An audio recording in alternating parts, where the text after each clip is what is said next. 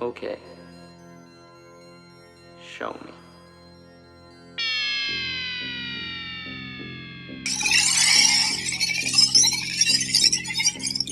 Hi there guys, welcome back to the Dusty Sheet channel. Thank you very much for tuning in for another video on this, the Paladin radio from Flysky, or the PL18 if you prefer. Now this, you've seen the title of this video. This video is more about an accessory to this radio. This radio came with two receivers, and it might, I'm not completely sure, but it might depend on where you order this radio, which receivers it'll come with. Again, mine came with two receivers. The first one was an iBus receiver for drones. And I've already done a video on it. There's a link to that video up there. Check it out, because for the Flysky pilots that's a significant receiver. And this video will be about this receiver, which is also a brand new receiver from Flysky. It is of course an AFHDS3 receiver, which are the only kinds of receivers that work for the Paladin radio. It's a new protocol, right? So yeah, in my previous video there were a lot of questions about that protocol. Why isn't it compatible, or why is the radio not compatible with previous receivers, or the other way around? Why are these receivers not compatible with the previous radios? Well, obviously I'm not Flysky, so it's not really my place or my responsibility to explain that to you. But I think it's fair to say that if you want to move forward, if you want to introduce new features, sometimes you have to break from the past. And I think that's what happened here. These receivers, the new receivers from Flysky, are all telemetry receivers, and that's nothing special, but they can also be updated. So the firmware on your receiver can be updated over the air. Your radio can update the receiver without hooking it up to a wire. You don't have to hook this receiver up to the radio or your computer to update the firmware on your receiver. And it goes for this receiver and the smaller iBus receiver I did the other video about. And I guess that wasn't possible with their older protocol. Also, the latency of the new protocol should be shorter. So the response rate of this new system, radio plus these receivers, should be better, shorter, quicker. So yeah, that's basically what my research tells me. Again, it's basically up to Flysky themselves to explain this to us, I guess. But well, again, that's what I know. Okay, so this video will be about this here receiver, the FTr10, new AFHDS3 receiver from Flysky. And guess what? It is a 10-channel receiver. Yeah, you didn't see that coming, I guess. And it can also output more channels, but you'd have to use the iBus, and more on that in a second. But with the older PWM outputs, it has PWM outputs over here and over here. 10 of those on this receiver. So what is this receiver for? Well, it kind of makes sense. I think it's for airplanes or maybe boats. If you run a scale boat with lots of functions, water cannons, light switches and such, then this would probably be a suitable receiver. And maybe for helicopters. Again, it has an iBus which doubles as an S-bus output, so you should be able to run this receiver in a helicopter as well. And that's about it, I think. Airplanes, boats, helicopters. You tell me what you think. Maybe there are other applications, but well, 10-channel receiver. So what are the dimensions of this receiver? It is 5 centimeters in width. 2.5 centimeters on, well, or is this the width? Oh, well, and it is pretty high, as you can see, higher than an average receiver, and that's 2 centimeters. So about that height, you already saw that all the PWM outputs are not really on the side. A lot of receivers have their outputs on the side over here. On this one, it's on a raised block. And why? Oh, why did they do that? Well, basically to keep the package smaller. If you hook up a a servo, like so. That connector won't stick out to the side of your receiver, making the package smaller. That might be more convenient. In fact, in some of my airplanes this will definitely be more convenient. Also easier to reach your connectors like this. However, it also makes the receiver a lot higher. So that is definitely something to take into consideration. Another thing you should take into consideration is the thickness of these antenna wires. This is pretty common for Flysky receivers, this thick shielding. This does improve the potential range, but maybe if you are installing this receiver in an airplane, oftentimes you just poke a little hole in the fuselage of your airplane and feed the antenna through that hole. With these antennas you'll have to poke a slightly bigger hole. Yeah. So that is definitely also something to take into account with these receivers. Again, this does improve the potential range of these receivers. Again, this is a 10 channel receiver. On this side of the receiver you've got 7 of the PWM outputs. Over here you've got 3 more, making it a grand total of 10. Then there's the servo output, and what is that? That is the IBOS or SBOS output. You can switch that over in your transmitter, IBOS or SBOS. Then there's the sensor port for external sensors, speed sensor, voltage sensors and such.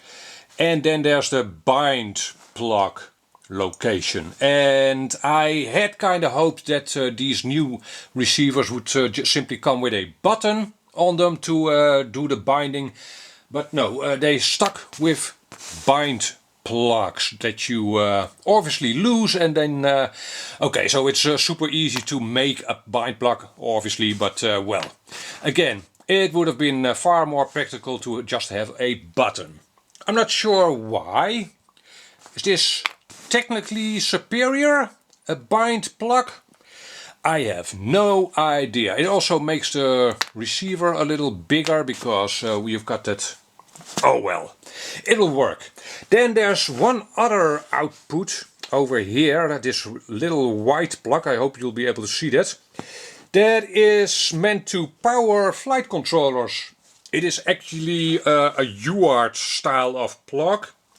People that run flight controllers will know what I mean. And I'm not completely sure, there's not a whole lot in the documentation about that plug. It's again just a power output, and it probably outputs 5 volts. There is no cable supplied with the receiver for that plug. That's an omission, I think. I think they should at least add the cable for that so you can actually use it. that would be handy. Having said that though, I don't think a lot of people will actually use that plug. To be perfectly honest, you can use any of the PWM outputs for the same purpose, right? But maybe I'm missing something. Okay, so that's the receiver. What more can I tell you about the receiver? Not much more really. You know what we'll do? I'm gonna strap this receiver into an airplane and we'll see how it works out in real life. Let's do some flying with this receiver. Here we go. So this here is my Volantex RC ASW28, and I haven't made videos about this plane yet. I probably will. This is actually my maiden flight with this airplane. It is a massive 2.5 meter wingspan glider from Volantex RC. It doesn't even say Volantex RC anywhere on the plane. I hadn't even noticed. Oh well. Okay, so obviously it's got the Flysky receiver in it, the FTr10, and yeah. Let me set it up and we'll do some flying. Here we go. Alright guys, wish me luck. I have done a pre-flight check, so we should be good to go. Yeah, here goes the launch. Yeah, it's obviously a big plane, but it should be easy to launch with all its lift.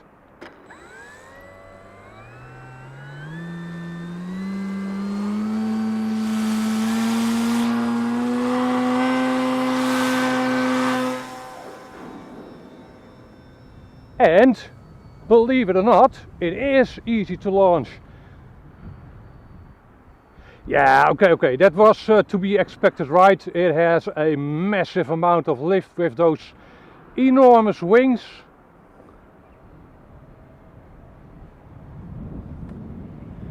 It is windy, by the way, so I expect to have to fight the wind in turns.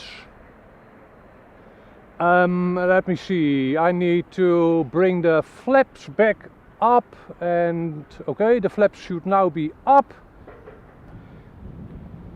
I'm running no mixes at all. I do have a mix set up for the elevator from the flaps. So if I extend the flaps downwards, I can engage a mix to bring down the elevator or bring up the elevator. But at this moment I have that mix disengaged. I hope that all makes sense to you. So on recap, I took off with approximately 40 to 50%, I think 40% flaps, and no elevator down. That seemed logical to me for a launch. Maybe I'll engage that mix on my landing. Okay, so this airplane, yeah, I am an experienced RC pilot, right? So it's hard for me to say whether this is easy to fly or not. It's not difficult if you've got the CG set up right, and I do. Yeah, I think I do, and I haven't had to do any trimming whatsoever, so I think the CG is spot on.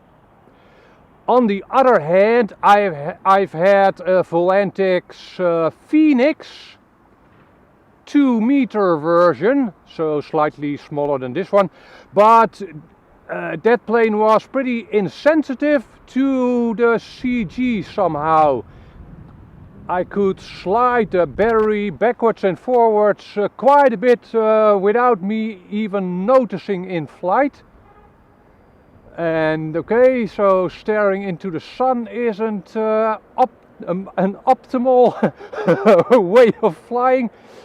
Damn it.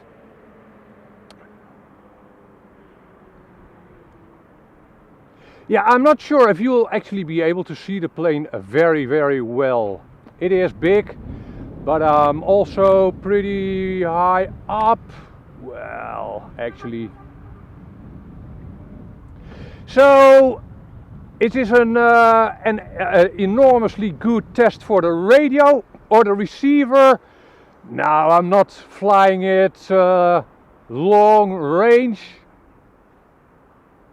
And the servos in this plane are analog servos and pretty slow at that. Yeah, this plane doesn't need fast servos, it's not a sports plane. It's an elegant glider, that's what it is, or that's what it's supposed to be. So yeah, I am not at all testing the link speed. Hot damn, this plane is so elegant. It's also 100% silent to me like this. You won't be able to hear the plane, I think. I can't hear the plane. There isn't even a wind rush over the wings, so I expect this plane to be very efficient. And yeah, that's true for a lot of gliders, I guess. And even flying it into the sun like this, I can't really see the plane, but it's so predictable, and that also goes for most gliders. Yeah, I haven't had to do any trimming at all. That's nice. Cool stuff, man. So you might have noticed that this field is kinda a swamp today here on my left. So yeah, I'm afraid I'll be landing in a swamp.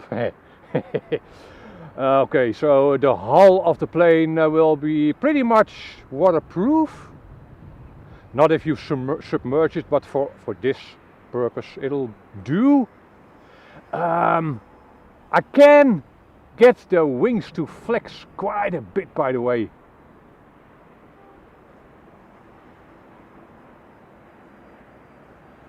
Very, very nice, man. So yeah, this radio and the receiver, yeah, I'll be flying more aeroplanes with this combination. And yeah, at this point in time it's hard to get your hands on these receivers. That'll change. I expect these to become available from at least Banggood and hopefully also Hobby King. And when I say hopefully Hobby King, I mean, well, Hobby King has international warehouses, right? So it's very convenient to have things available all over the world, and that's where Hobby King works out well, I guess. They do sell this radio. The Paladin radio is available from Hobby King. I think it's also available in regional warehouses, but don't take my word for it, check it out. Cool, man. Flight time for this aeroplane, yeah, that means nothing for the radio, but yeah, in the future I will probably have to check out sensors for this radio / receiver combination. I've never used sensors for Flysky stuff. So maybe you have suggestions for me. Altitude sensors would be nice. Speed sensors, why not? But mostly amp draw and voltage sensors would be handy pandy, so you can get a grip on your flight time. Because again, at this point in time I have no idea how long the flight time of this aeroplane will be.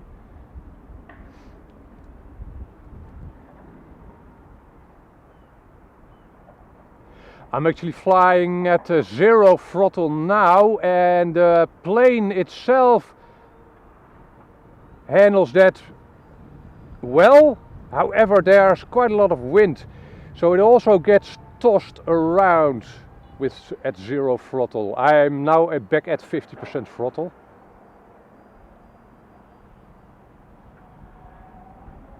Yeah, cool stuff, man. Okay, I'm actually gonna end the video here. If you have questions about this aeroplane or the radio or the receiver, hit me up a comment down below. I'll have links to everything in the description down below. The radio, the receiver, and this Volantex ASW28. And in case I forgot to mention that, this isn't a new plane. Yeah, well, it's new to me, but it's been around for years.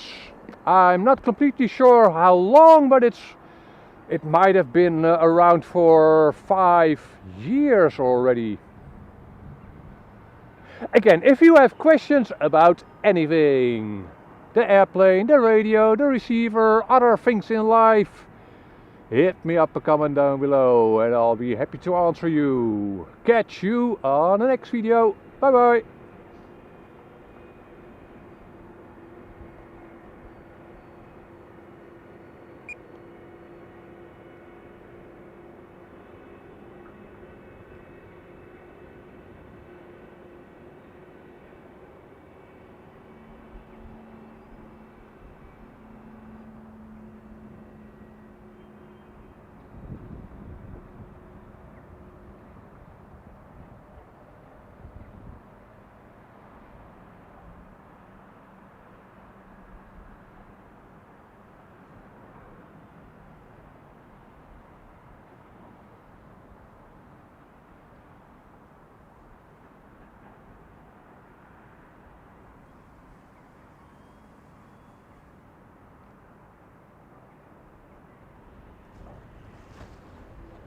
Wow.